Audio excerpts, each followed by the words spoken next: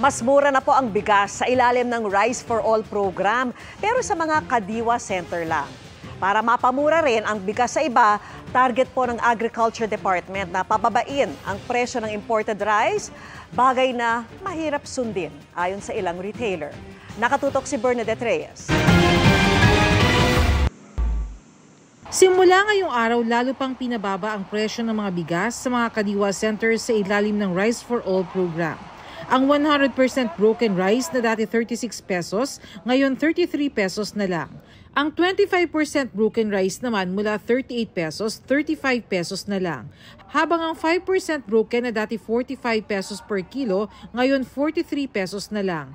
Malaking bagay raw ito para sa mga mamimili na limitado ang budget. Katulad namin ng mga mother na talagang hirap sa mag-budget sa araw-araw. Malaking tulong po. Sana bumaba pa rin. Para maging naman kami.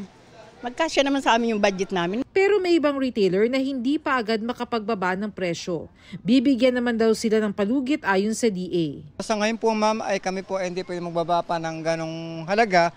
Kasi po mataas pa ang aming puhunan at pag ulit na gusto, saka po kami o-order ng ganong halaga para makasuga pa sa gusto nila. Nakikipag-ugnayan na rin ng DTI at DA sa mga groceries at supermarket para makapagbenta rin ito. Of course, kung kaya nilang ibaba or kaya nilang magbenta ng presyo na mababa, of course, this is best for the consumers kasi at least yung mga consumers may choices talaga ng mababang presyo.